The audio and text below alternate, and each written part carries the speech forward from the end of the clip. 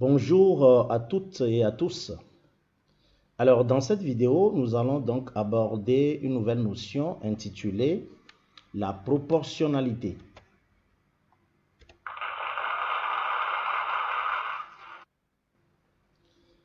Alors, comment nous allons organiser ce chapitre? Alors, dans un premier temps, nous allons donc faire une introduction à travers une activité pour donc mieux comprendre la notion de proportionnalité. Ensuite, nous allons définir la proportionnalité en exploitant un tableau avec des valeurs, bien sûr. Nous allons également faire donc la pratique de quelques formules des grandeurs physiques pour mieux comprendre et définir la proportionnalité. Et enfin, nous allons exploiter un graphique pour traduire une situation de proportionnalité. Bien, donc comme activité, Théo fait une course à vélo en chronométrant le trajet. Il a résumé les données dans un tableau que voici. Alors, je précise que dans ce tableau, Théo a donc énuméré chaque distance parcourue et la durée du trajet. Alors, chaque distance parcourue correspond à une durée du trajet. Vous voyez? Donc, il a exprimé la distance parcourue en fonction de la durée du trajet. Voilà. Alors, la première question qu'on me pose, diviser chaque distance parcourue par la durée. Alors, j'ai ici, sur la deuxième ligne, les distances parcourues et sur la première ligne, les durées ou le temps. Alors, je vais prendre donc la première distance, puisqu'on m'a demandé de diviser la distance, chaque distance par la durée ou le temps. Alors, je prends d'abord la première distance qui est 60. Je le divise par le temps qui est 0,50. Et combien je trouve? Je trouve donc 120. Deuxième distance, 120 par 1. Donc, je divise 120 par 1. Je trouve toujours 120. Troisième distance, qui est 240, que je divise par 2. Je trouve combien? Je trouve 120. Et enfin, la quatrième distance, que je divise par le temps ou la durée, et je trouve toujours 120. Alors là, déjà, et tout mon esprit ou tout mon regard est tourné vers un nombre. Le nombre, c'est 120.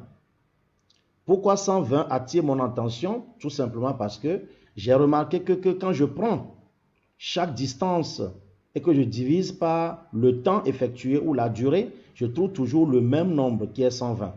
C'est ça. Alors, on m'avait demandé qu'est-ce que j'ai remarqué. Que remarque-t-on? On a remarqué effectivement que en divisant chaque distance par la durée parcourue ou le temps parcouru, on obtient toujours le même quotient qui est 120. Donc, voilà ce que nous avons remarqué. Bien. Donc là, je peux déjà conclure en disant, ou bien je peux déjà dire que en prenant les données de la première ligne et en les multipliant par 120, je trouverai donc les données de la deuxième ligne. Et vice-versa. Ça veut dire que les données de la deuxième ligne, en les divisant par 120, je trouve les données de la première ligne. Vous voyez? Ça veut dire que 120 est un nombre très spécial dans cette activité que nous allons voir dans la question C. On dit que peut-on conclure? Alors, je peux conclure donc ici, d'abord que ce tableau traduit une situation de proportionnalité et le nombre 120 que j'obtiens toujours est appelé le coefficient de proportionnalité. Alors, je fais remarquer ici que lorsqu'on vous donne un tableau et que vous divisez les données d'une ligne par l'autre ligne et que vous trouvez toujours le même nombre, vous pouvez déjà conclure que le tableau exprime une situation de proportionnalité. peu importe la ligne que vous avez considérée au numérateur ou au dénominateur, vous pouvez faire ce que vous voulez. Vous trouverez toujours le même nombre. Et donc, vous pouvez conclure à partir de ce constat que le tableau qu'on vous a donné est un tableau qui exprime une situation de proportionnalité. Alors, je vous donnerai ces exercices à faire. Le premier exercice, l'exercice 1.1, ce tableau récapitule la consommation d'essence d'un automobiliste effectuant un trajet. Alors là, vous avez un tableau qui, donc, sur la première ligne, vous avez la distance parcourue et sur la deuxième ligne, donc, la quantité d'essence en litres correspondant à chaque distance parcourue. Alors, la première question vous demande de diviser donc les données de la première ligne par celle de la deuxième ligne. Et donc, à partir des réponses que vous aurez obtenues, vous allez nous dire si ce tableau traduit une situation de proportionnalité ou pas. Et c'est la même consigne dans l'exercice 1, 2. Nous passons à l'exercice 1.3. Ici, on nous donne déjà des tableaux qui sont des tableaux de proportionnalité. C'est déjà affirmé. Ça veut dire que ce n'est pas la même consigne. Ici, la consigne, c'est de montrer que le tableau est un tableau de proportionnalité. Ici, on ne nous demande pas de montrer que c'est un tableau de proportionnalité. C'est déjà un tableau de proportionnalité. Et on nous demande ici de chercher le quatrième élément qu'on appelle aussi la quatrième proportionnelle. On avait vu ça en classe de 6e. Alors, pour trouver la quatrième proportionnelle, vous savez très bien, vous l'avez plusieurs fois en 6e, il faut faire un produit en croix. C'est-à-dire que ici, je cherche le nombre qui est là. Alors, ça veut dire que je vais faire 60 fois 2 divisé par 5 pour trouver le nombre qui est là. Ici aussi, 5 fois 2 divisé par 60. Ici, 60 fois 5 divisé par 2. Vous devez savoir toujours que le produit que vous allez faire en croix divisé par le nombre qui est opposé à la case vide. Vous voyez, on divise toujours par le nombre qui est opposé diagonalement à la case vide. Vous voyez là, vous multipliez les deux, vous divisez par le nombre qui est opposé à la case vide. Ici, le nombre qui est opposé à la case vide, c'est 5,5. Ça veut dire que c'est lui qui sera au dénominateur. Et vous multipliez les deux. Celui-ci aussi, 55.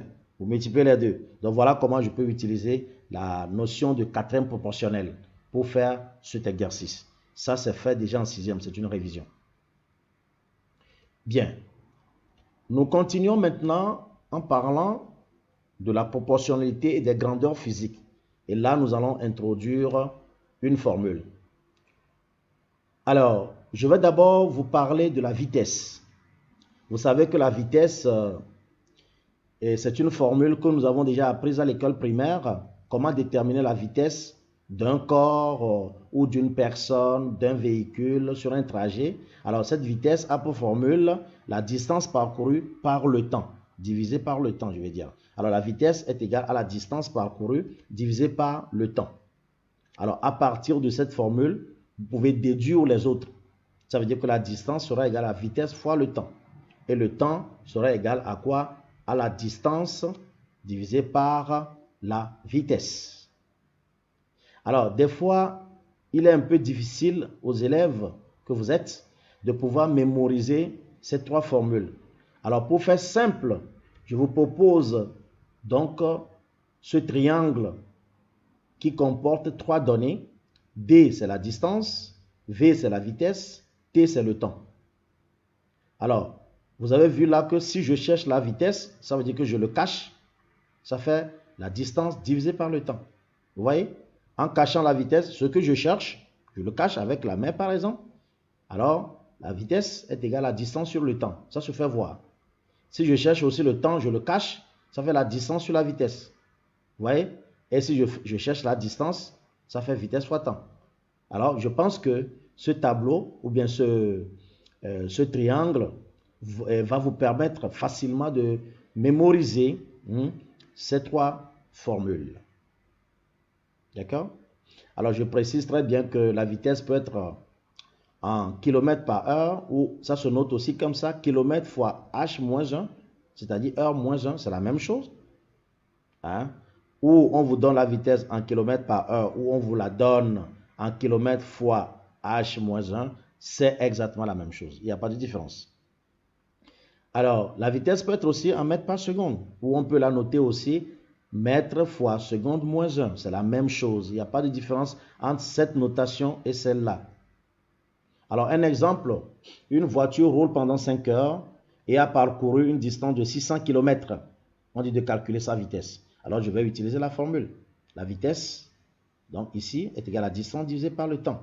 Ou je prends ici, vitesse égale à la distance divisée par le temps. Est-ce que je connais la distance? Oui, 600 km, le temps 5 heures. Alors, quand je divise, je trouve donc 120 km par heure. Ou bien, je peux l'exprimer aussi sous cette unité. 120 km fois heure moins 1. C'est la même chose. Vous voyez? Donc voilà comment je peux donc utiliser la formule pour calculer la vitesse. Alors, comme exercice, je vous demanderai de faire l'exercice 2A1.